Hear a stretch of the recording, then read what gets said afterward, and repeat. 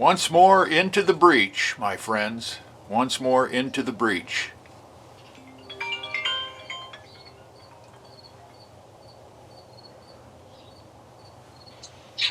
Hello? Hi, this is Haley Peck with the Nonpareil. Hey, Haley, how are you doing?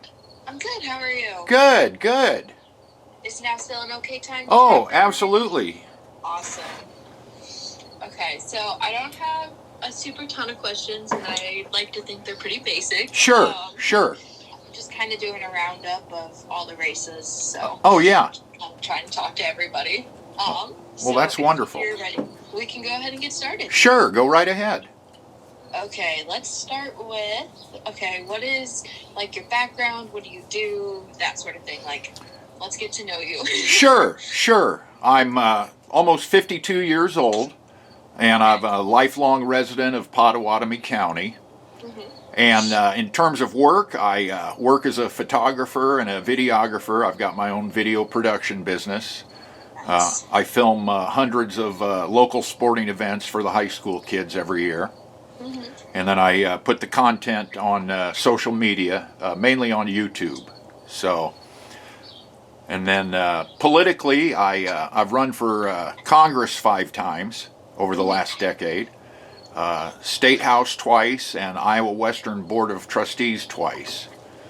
So whenever there's an election, I like to get on the ballot just to give people another choice for whatever office.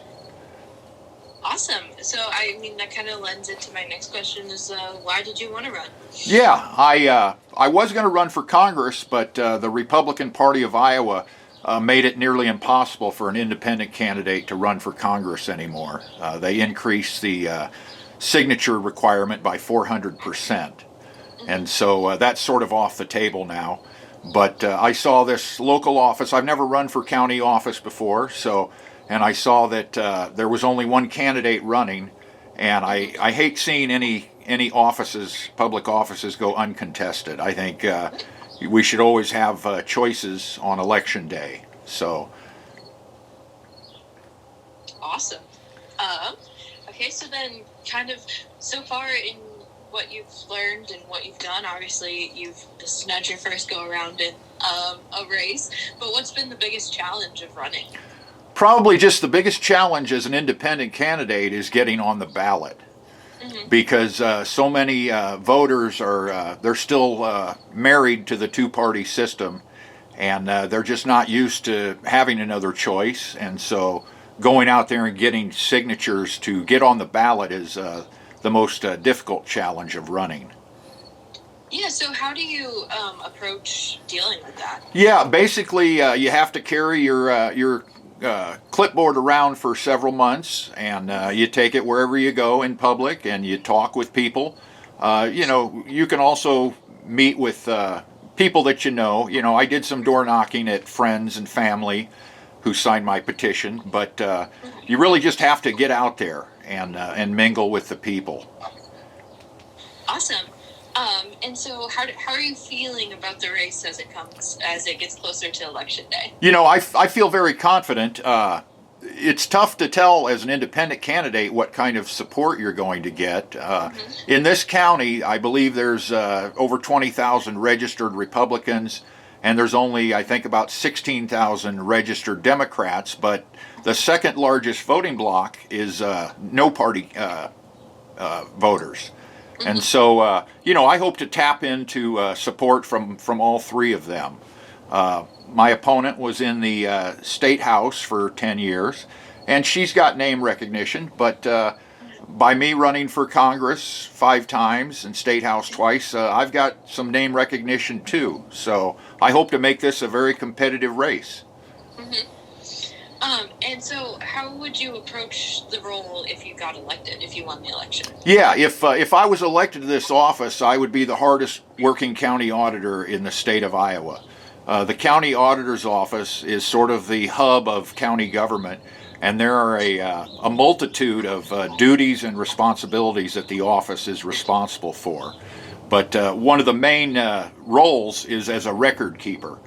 So, being the secretary to the Board of Supervisors, maintaining all the property, records and the tax records, and just making sure that the office is there to help the public when they have questions and concerns. And then we're also the Commissioner of Elections. Something that I would like to see the legislature change is to separate the Commissioner of Elections office back to an independent office in the county government. And I think it's one that should be a nonpartisan office, since we're handling the elections, and you should be a non-biased person in that position. Yeah. You kind of answered all my questions. Okay. So I'm going to give you the opportunity, though. Obviously, I have a couple questions, and I'm going to ask your opponent as well. Sure. But that way we keep it pretty even keel. Oh, yeah. Is there anything you want to add that I didn't think to ask, or just anything you want to add? Well, as a candidate and as a politically active person, I've participated in caucuses and conventions and run those. I've conducted my own caucus to get on the ballot for Congress 2 years ago, so I'm very familiar with the election system. In addition to that, having a business for the last 40 years, I'm very comfortable working with the public and people from different backgrounds. And it's just, I think it's a wonderful opportunity to really give back to the community and serve the interests of the public. Awesome. Okay, well, this was really short, but that's all I had for you. Okay, I hope I gave you enough information there. Yeah, no, you gave me plenty. I think it'll come out really good. Okay. So, thank you so much. Oh, yeah, one other thing is that if I was elected, I would start a program with the local schools to get the kids involved in the election process. And I call this program the Free at Last program. So sort of hearkening back to Dr. King, that as us citizens, we need to get involved. We need to bring up the participation numbers for our primary elections, especially, as we oftentimes have less than 10% turnout for the primary elections. So we need to get more civic engagement from our all of the voters and the young kids too. Yeah, that would be helpful. Okay. All right. Okay. Well, if you have any other questions, feel free to reach out to me anytime. Okay. Oh. And this is a good number for you? Yeah. Is it okay if I send you a headshot for the article? Go ahead. Okay, I'll email that to you today then. Yeah, go ahead. Yeah, that'd be great. Okay. Well, thank you so much, Haley, and thanks for being a journalist too. So. Of course. Thank you. Thank you for taking the time to talk to You're me. welcome. Have a great day. You too. Okay. Bye-bye.